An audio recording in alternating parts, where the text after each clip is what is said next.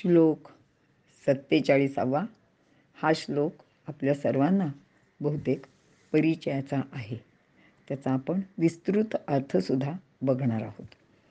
कर्मण्येवाधिकारस्ते मा फलेषु कदाचन मा कर्मफलहेतुर्भूर्मा ते संगोस्त्वकर्मणि. अर्थ, कर्माचाच तुला अधिकार आहे, कर्मफळाचा नाही. म्हणजेच कर्माच्या फलाची तू इच्छा कधीही करू नकोस किंवा अकर्माच्या म्हणजे कर्म न करण्याचे मागेही तू कधी लागू नकोस. विवरण पाहूया. प्रत्येक मनुष्य हा कर्म करण्याचा अधिकारी आहे. इतकेच नव्हे तर प्रत्येक प्राण्याचा स्वभाव धर्मच कर्म करण्याचा आहे. म्हणूनच नहि कश्चित क्षणमपि जातु तिष्ठत्य कर्मकृत कार्यते ह्यवशः कर्म सर्व प्रकृतिजैर्गुणैः. आणि शरीरयात्रा पिचते न प्रसिद्धेद कर्मणः असे गीतेमध्ये सांगितले आहे.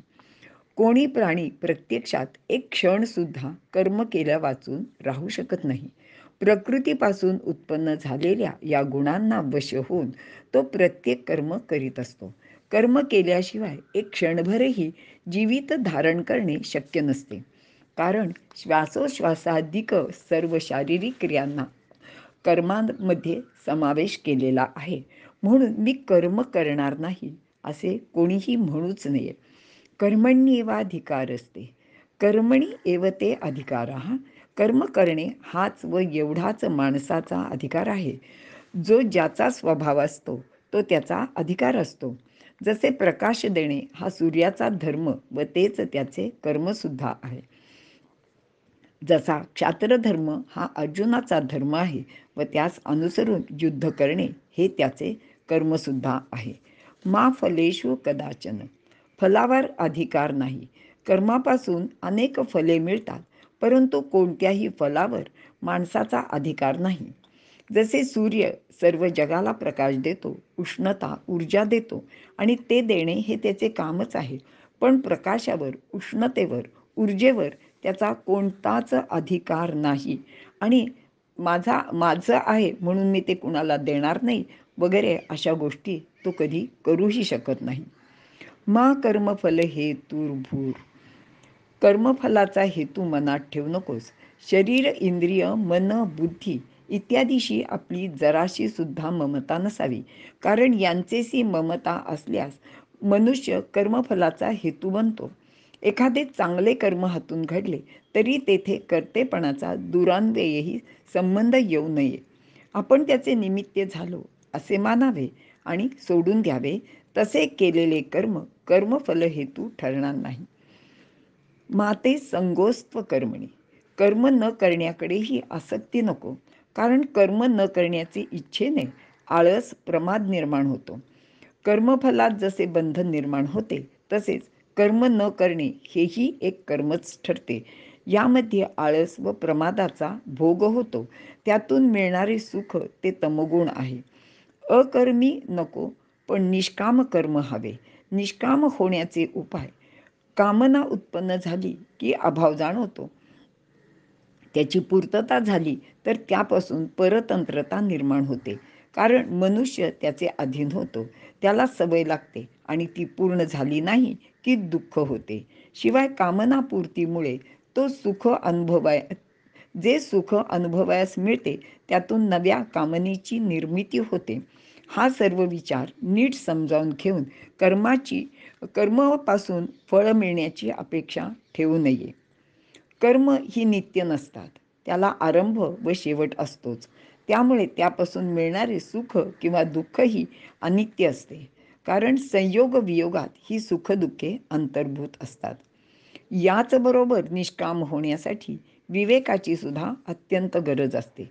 त्याचबरोबर मनात सेवाभावही हवा. विवेक व सेवाभाव या दोन्हीमुळे कर्मयोग योग्य रीतीने होईल. म्हणून कर्म करताना सुख आरामाचा त्याग करण्यात विवेकाची प्रधानता हवी व इतरांना सुख आराम देण्यासाठी सेवाभावही हवा. या श्लोकात सांगितलेली 4 सूत्रे खालीलप्रमाणे आहेत. 1. मनुष्याला कर्म करण्याचा अधिकार आहे. त्याने कर्म केलेच पाहिजे.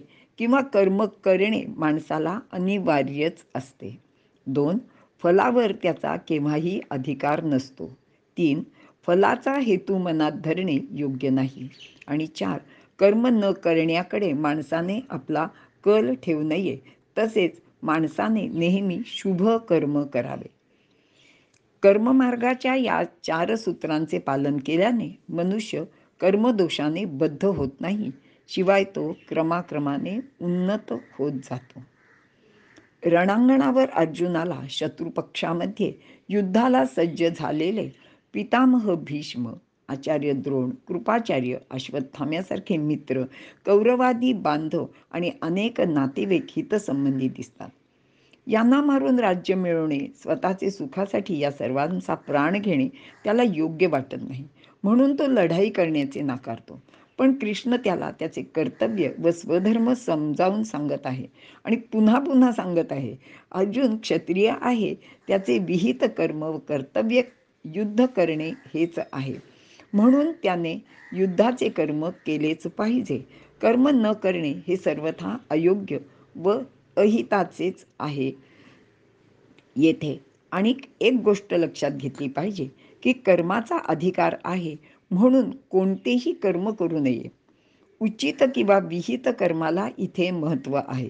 त्याचे फलाची अपेक्षा करू नये, कारण काही वेळेला चांगल्या कर्माचे फळ ते करणाऱ्याला मिळत नाही. जसे आंब्याचे किंवा नारळाचे झाड लावले, त्याची निगराणी केली, पण ते मोठे होताना दुसऱ्याचे हद्दीत त्याच्या फांद्या विस्तारतात, फळे दुसऱ्याला मिळू लागतात. किंवा झाडाला फळे आली आणि अचानक पाऊस आला, फळे गळून गेली, अशावेळी झाड लावणाऱ्याला फळ मिळत नाही.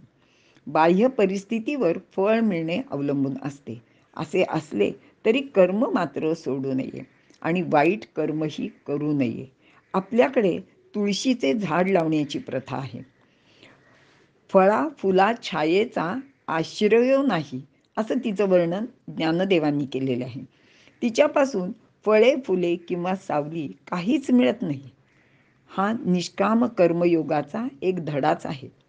किंवा ज्ञानदेव म्हणतात, बापू नातळे लेकी, वडील आपल्या मुलीला जन्म देतात, तिची परवरिश करतात, पण तिची अभिलाषा मनात धरत नाहीत.